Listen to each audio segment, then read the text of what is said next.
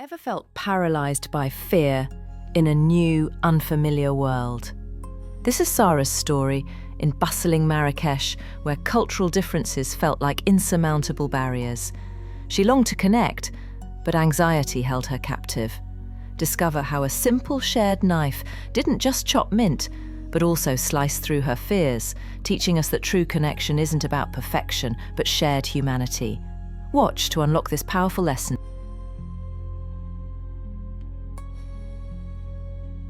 Sara sat at the edge of the warm, bustling kitchen in Marrakech, feeling like a small boat in a vast, unfamiliar sea. The air was thick with the rich scent of cumin, fresh mint and sizzling spices, a sensory symphony that both intrigued and overwhelmed her. She watched her host mother, Aisha, preparing the evening meal. Around her, pots clanged, and layers of aroma mingled with the lively voices of her host family. Yet despite the vibrant life that filled the room, Sara felt frozen, a silent observer trapped by anxiety. Every sound, every gesture seemed amplified, scrutinizing her every move. She smiled politely, nodding whenever Aisha, her host mother, spoke to her. Aisha's voice was kind but animated, full of stories and laughter that made the kitchen glow with warmth.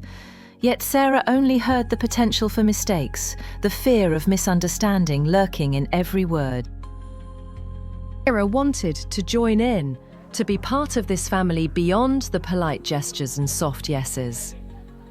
But the fear of doing something wrong held her back. Each gesture, each word seemed like a minefield of cultural rules she might inadvertently violate. Aisha, noticing Sara's quietness, spread her hands invitingly and gestured toward the chopping board, cluttered with fresh vegetables. "Come, help me with these," she encouraged gently, her eyes filled with genuine hope. Sara's heart hammered. What if she didn't use the knife properly? What if she offended her in some way? Her anxious mind painted worst-case scenarios more vividly than the spices that coloured the kitchen walls. So, she shook her head, offering a strained smile instead, and looked down at the intricate pattern of tiles beneath her feet, a distraction from the rising panic. The tiles, each a unique geometric shape, seemed to mock her inability to fit into this new mosaic of culture. Sara caught the flicker of disappointment in Aisha's eyes, but told herself it was just in her head, a harmless mirage caused by her insecurities. Yet the doubt lingered, a shadow clouding her desire to connect. Still, she wished she could be braver, more confident. She had come to Morocco with dreams of learning and connection, but so far she felt like a ghost in a beautiful, living world. The vibrant culture she had longed to embrace felt increasingly out of reach. As the day turned to evening, the kitchen's lively rhythm softened. The clanging pots quieted, and the family members began to disperse, leaving a sense of peaceful exhaustion in their wake. Aisha, now looking tired yet unbowed, started to prepare the mint for the traditional Moroccan tea. Her movements were slower, but her hands were still steady and precise.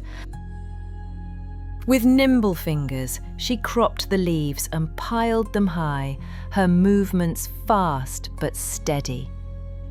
Sara watched closely, recognizing the simple skill of chopping herbs, something she'd done countless times back home. Her anxiety screamed a fierce warning: don't get involved. The familiar fear threatened to paralyze her, to keep her safely on the sidelines, where she couldn't make mistakes. But something deeper whispered otherwise. She saw the exhaustion beneath Aisha's smile, the way her hands trembled just slightly from the effort of preparing dinner alone. A wave of empathy rose within Sara, gentle and compelling, breaking through the walls her fear had built. It was a quiet but insistent voice, urging her to act, to help, to connect. Without thinking, she stood up and reached for a spare knife from the counter. The cool metal felt solid and familiar in her hand, a small anchor in the sea of unfamiliarity. She began chopping the mint. Her motions a little clumsy at first, but steadying with each stroke. With each chop, she felt a small measure of her anxiety dissipate, replaced by a quiet sense of purpose. Aisha paused, eyes widening in surprise, before they softened into a genuine warm smile, the kind that bridges gaps and mends silence. It was a smile that spoke volumes of acceptance and gratitude. For the first time since she arrived, Sara felt a space open between her and Aisha. The invisible wall that had separated them seemed to crumble, replaced by an unspoken understanding. The kitchen hummed around them, but the moment was calm and quiet, comfortable in its simplicity. They worked side by side, united in the shared task, the differences fading into the background. Sara realised that connection did not require perfect knowledge or flawless adherence to tradition. It was built through shared effort, kindness, and the courage to reach out despite fear. Her worries had focused on what set her apart, but the true bridge lay in what they shared: human care, respect, and the willingness to help.